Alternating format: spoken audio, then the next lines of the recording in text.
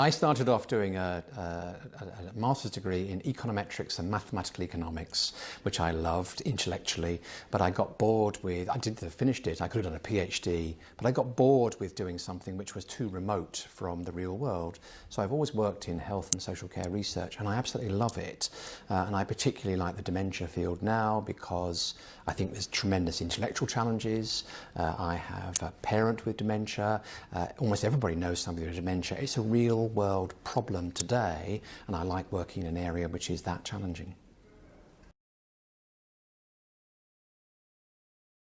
I think it's having a big impact. I mean, I would say this, wouldn't I? Because I've been here since early days, but I think it has. I think it's been a focal point, so that's helped, I think, to bring together discussion and thinking around the set of conditions and the research that's needed to tackle them. I think it's helped to generate more funding. I think it's helped to bring researchers together and communicate what they're doing. So lots of ways. I think I'm very positive about it. I came in as a social scientist in what is a science, a laboratory science, biological science dominated area, but I'm very positive about what JPND is doing in my field of health and social care research. So I think it is doing really important things. Come into the field and stay in it, I think is what I would say first of all. I think that this is a very interesting field. I think the field is interesting partly because there are no simple solutions. I mean, there are huge challenges. So from that point of view, it's very, very good.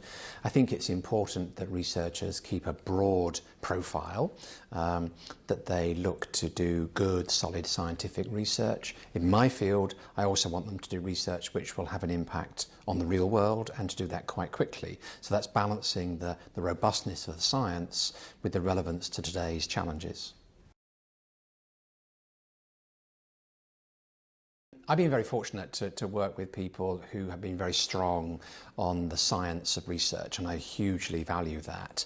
I've also been very fortunate in my job to be able to work with people whose main priorities are changing policy or putting policy into practice, and they remind me that university-based researchers need also to remember there's a real world out there and we need to be serving that real world. So it's balancing the scientific robustness with the relevance of what we do for today's population. Well, I think one thing that's been happening in the last 10 years or so in health and social care research has been much more involvement of people with conditions, patients, families and so on.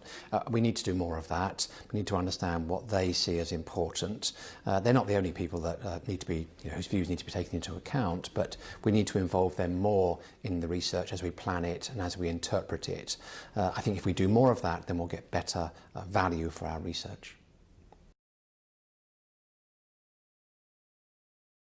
I think that as a research community, historically, we've perhaps not involved patients enough in research. I think we've almost tended to assume they're not able to participate. That's clearly not the case. So we need to then involve people in thinking about what is important in their lives, both in the short term and in the long term. And the experience I've had with that has been almost entirely positive. It's contributed very significantly to the way we've designed our research and carried it out.